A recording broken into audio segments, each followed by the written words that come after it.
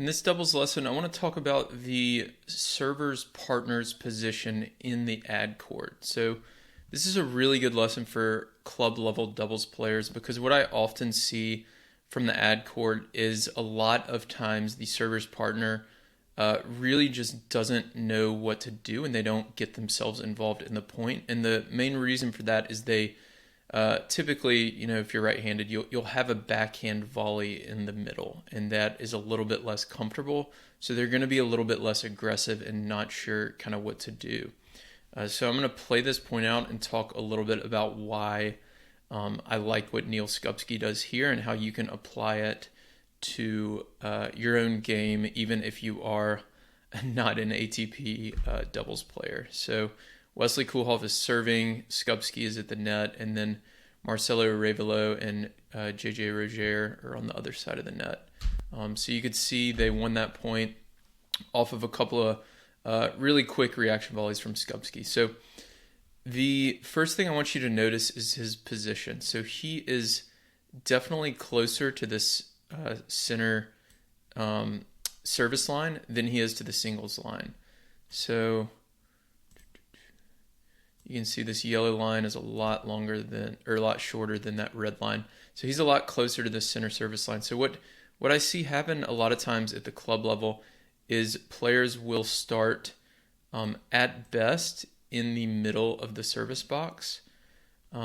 More often, I'll see them start like somewhere over here, especially at like the 3-0, 3-5, sometimes even the 4-0 level. And they're totally taking themselves out of the point. So what I'll show you here, let's assume you're starting at that red X. So the returner is going to be able to return. They've got almost 40 degrees here to work with of angle. Maybe even more. They might even be able to go a little bit closer to you and you'd let the ball go with your backhand volley versus...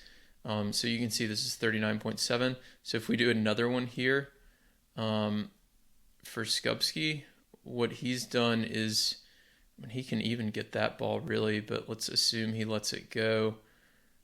He has made this angle 20.1 degrees. So he's essentially cut it in half from 40 degrees to 20 degrees.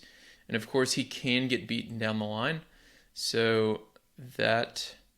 he's going to have a little more reach with his forehand volley, but that angle is going to be about 26 degrees, it looks like. So he's covering a lot more court and creating a decision for Arevalo here. He has to choose to either go down the line, which is very difficult against a first serve, or try to go cross court without hitting to Skupski in a much narrower window than if Skupski was, standing over here, for example, like a lot of club level players do. So the risk here, obviously, is you might get beaten down the line. So I want to talk about that next. So the most common scenario, there's two scenarios you want to think about here. So one is a serve to the backhand. So this is it could be a body backhand or a wide serve. And then the other one is a serve down the tee to the forehand. So let's assume it goes like right there. So if we're serving to the backhand, which is what happens in this case, Arevalo would have to take a backhand down the line, which he may have that shot. He doesn't hit it in this case. It's very difficult against a first serve of an ATP top 10 doubles player. But at the club level, almost all ad court returners have a solid cross-court backhand return, but their down-the-line backhand return is not that good. And the reason is they never hit it. And the reason they don't hit it is because most club-level players, the server's partner at the net is covering that alley so much. So they get such a rhythm hitting that cross-court return. So if you can shift your position over to where Skupski is, or even, if you start in the middle, take a few steps that way and force them to hit this orange line and beat you down the line a few times. What's going to happen most likely is they're going to miss, or you might even have time to get over there and recover since you do have a forehand volley, or the server can actually get over here and cover it as well. Because it's a backhand return, it's going to be moving a little slower. It might be higher over the net. But regardless, what's going to happen most often is they're going to make an error, or they're going to try to still hit cross court into this narrower window and make an error or give you a volley. And that's what happens in this case. So you'll see there, that's obviously very quick reaction volleys from Skupski. You at the club level would not expect a return this hard and this low. So it's all relative, right? He's blasting this return, but at the club level, it won't be as difficult for you. And then if we go back and we look at the tee serve, so let's assume he hits down the tee. This is the one that the ad court returner is typically a little more comfortable hitting down the line with. But to get that by you because of the angle, it's very difficult. So you can either hit this forehand kind of loopy with a lot of topspin and make it land short, because if this ball goes long, you can see it's going to land out there. Or if you go with the singles line, the net player still has a forehand volley there.